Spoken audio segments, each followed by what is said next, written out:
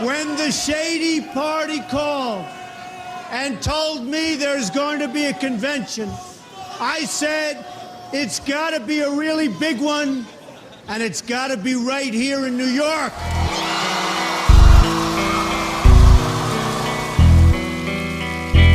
You ever wonder why Fat Jonah Hill is funnier than Skinny Jonah Hill? Why is it that we can't see Jim from The Office in a serious role and take him serious? Why do we always obsess over artists and listen to everything they have to say until they have something to say? We've been playing for 3.5 hours. Now we'd like just a minute of your time to say something about the environment.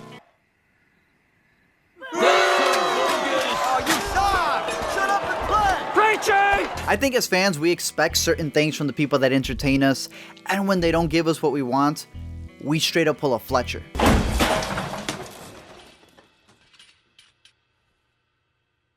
And fans being fanboys, that's always going to be a thing, but in a world where, the fans are now paid critics, it becomes a thing in where we live in a society where everything's all about hype culture. Everything's always about being able to get your opinion out there as soon as something is released, on making sure it's trendy enough to be heard, where the complaints that critics may give one project end up being positives for another, and all those things make it really hard for an artist not only to expand, but to just be an artist. Am I saying that we're not allowed to critique anything? Absolutely not. What I'm saying is that we put people into boxes, and that's why you get things like I mentioned earlier, where Jonah Hill has to regain all of the weight because that's how people want to see him in a movie. John Krasinski was denied Captain America because people still saw him as the dude from The Office. So what I want to do is make a video dissecting the impact of one of the most entertaining, most prolific, most influential rappers of our generation. So look out for that little pump video next week. In this one, I want to cover Eminem, who I love. I grew up listening to Eminem, all of the albums, even though I wasn't supposed to, and I loved everything about his flows, the craziness that he would go. He would have songs that were actually emotional, a little bit different than what he's doing today, but you would feel that rawness to it. It was an escape for me, and, there was a point where I would argue that he was the greatest rapper alive. And then one of us changed. We all know him as that rapper from Detroit with the alter ego who bashed pop stars so he wouldn't be associated with them, and now they're helping him fight monsters underneath his bed. A dude who in his first album told you, I just don't give up. And in the same album reminded you, but I still don't give a fuck, y'all can kiss my ass. But now is not afraid for you to take his hand. A man who's coming close to mentioning Trump more than Colbert does, but yet held a convention back in 2004 where this man spoke. Of course I'm right. I'm always right. I'm Donald Trump. I'm always right. Ladies and gentlemen, our great candidate, Slim Shady. And here's the thing. I get it. You have to grow up. The people expecting him to still be Slim Shady now that he's in his 40s, there's a dilemma that he gets into that even he's covered. When I hear people say they miss the old Eminem, and then I do the old Eminem, people go, oh man, he's too old to do that. He needs to mature his content. He's growing up as a man. He's in his 40s and he's supposed to be this way or that way, and he needs to mature. And then when I do that, then people go back to, I miss old Eminem. So while it may seem like there's some contradictions, with the things that he says, with the things that he does, I'm not going to blame the guy for getting older, but I am going to blame his execution on things. To me, that's what's differentiated the beginning of his career, his first half, what I would call the climax of his career, to the second half, which I don't think has been the best in my opinion. Let me explain. After he OD'd in 07, which was a very, very serious issue, he came back with Relapse, which he himself complains about to this day all the time for overdoing the accents. I thought it was okay, a little crazy, whatever. He followed that up with Recovery, which for me, I think was the best balance of what he's been trying to do. Being able to have a voice to help other people while still being able to be, in a sense, creative and sticking to a specific sound that works. He was able to sample Ozzy in this album, which I think is a lot better than sampling songs like I Love Rock and Roll. The Rihanna feature in here, I think, is more poetic as it covers an abusive relationship, as opposed to the more poppy monsters under beds. And overall, I just feel like he tells better stories in here. I feel that the way he handles his cadences are way more impacting and more effective.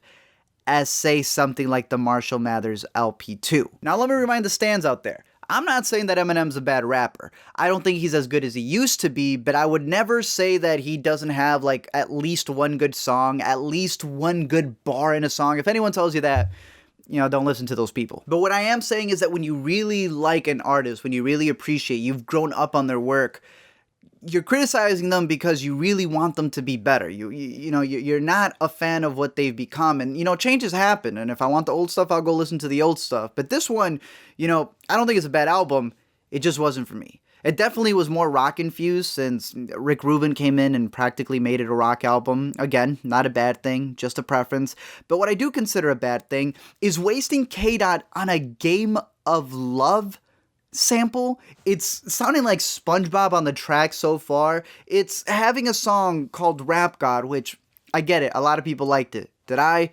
No, because I feel, in my opinion, it was made to do exactly what it succeeded in doing. Having white girls cover it on YouTube.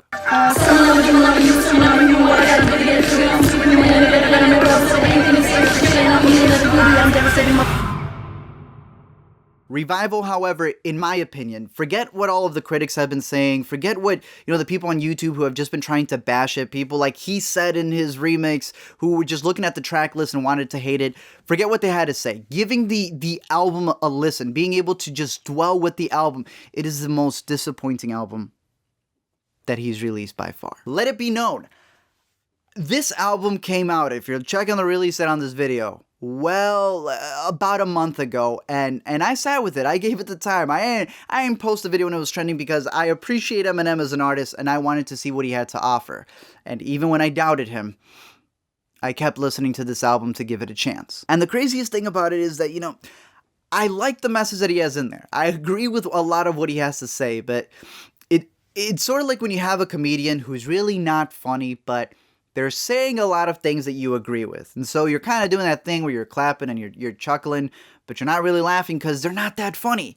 Eminem's doing a lot of things here where he not only says a lot of dumb lines, but he also is doing flows that, in my opinion, just aren't fun to listen to. He's saying things like, yeah, Donald Trump says a lot of dumb stuff.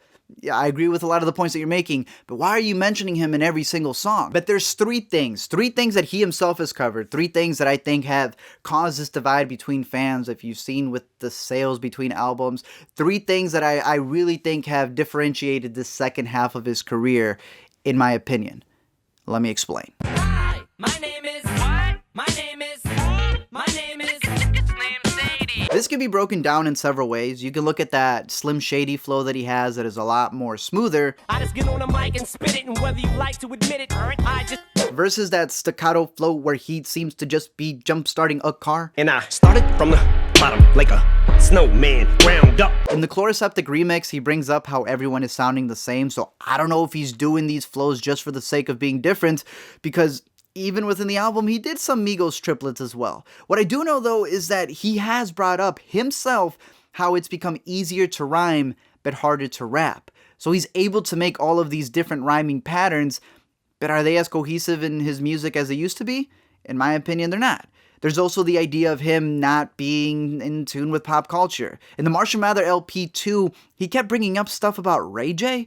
There's a verse where he talks about computers having too many buttons, making him sound like a grandpa. He has a line that would have killed in 2001 about the band No Doubt, and now it's like he was the king of killing it with whatever was trending, but he doesn't know what's trending other than Trump. But what I would say is the biggest thing, hands down, is the problem with features. And I'm not even going to get into how Ed Sheeran needs to stop sneaking himself into things or how the choruses are way too poppy. I'm talking about holding your belt as the GOAT.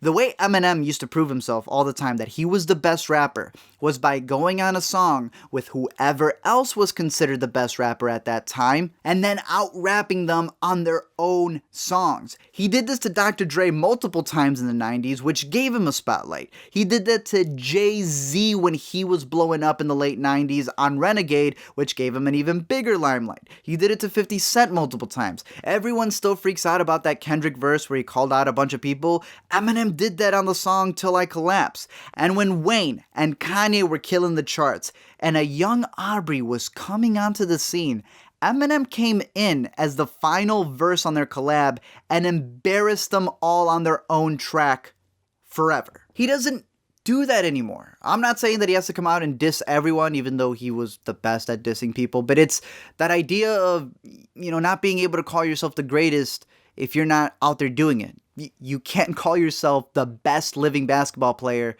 if you're not playing against other people. In movies, they always tell you show, don't tell. And I think the same goes with music. Eminem has always been a dude in where he doesn't tell you that he feels weird or out of place. He tells you that he's brain damaged, that it's not until he quits, but until he collapses. It was about being a toy soldier marching for the people around you and keep moving forward.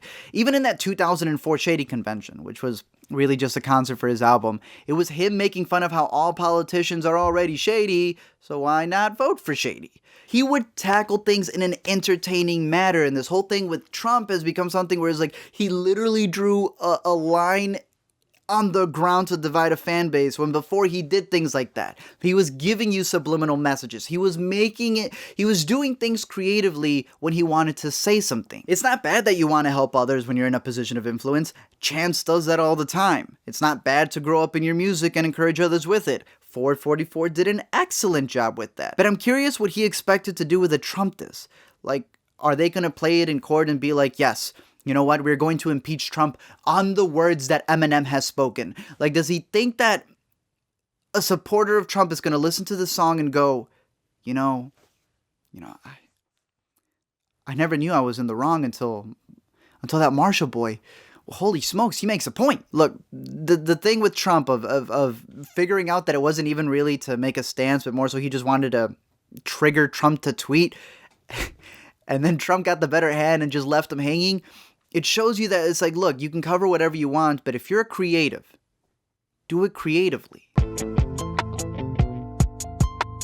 Here's where I think a lot of people's opinions differ the most, and where a lot of people want the old Slim Shady, and like you said, he can't bring up old stuff and then, have people say, you're too old to do that, grow up. To me, it's not the Slim Shady part. It's not the flows. It's none of that. To me is the fact that he just doesn't have that rage anymore. One of the things I'm very aware of, I think, and pretty in tune with, is I know that with me, the rage isn't there. I don't have the rage I did when I first came out. In response to the criticism of Revival, he put out that Chloroseptic remix, which it should have been on the album, especially 2 Chainz's verse, but he came out addressing a lot of the criticisms that were on the album.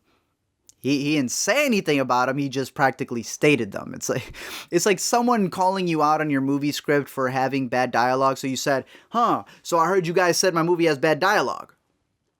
And then you don't defend it at all. But even besides all that, this track is the best song on the album, and it's not even on the album. Like, that verse alone showed you that it showed you what was missing. His rage, to get him mad. It's almost like he wants us to make videos, as cringy as it was for him to call out YouTube reactors or whatever, Joe Budden, whoever it was. This verse showed that side of Eminem that we want to see, that people like myself have been, craving for. And if I gotta get him mad, then you know what? I don't know, start a hashtag for him or something, because this is the rage that we expect. Yeah, he was mad, but at the same time, he was having fun with it. And it's something that I feel he's been trying to approach, where he does kind of want to get rid of that Slim Shady LP. I'm hoping he makes a sequel, since he made one to the Marshall Mathers LP, but that shows you where his focus is on making a sequel to that, as opposed to the Shady one. Now, as I said, I don't want him to be the same as he was before, but as he admitted, with time, that rage that we loved from the beginning just isn't there anymore. If we want the old Eminem, then all those platinum-selling records are still available for us to stream. I think this new Eminem at some point is going to find a sound without having to mix it as he has with all the other albums, where he's not going to have to worry about his past, and he's going to be able to focus more on the things that he does care about. He's going to be able to focus on his daughters. He's going to be able to focus on himself. Because in my opinion, in order for the real Marshall to rise, the real Slim Shady must sit down.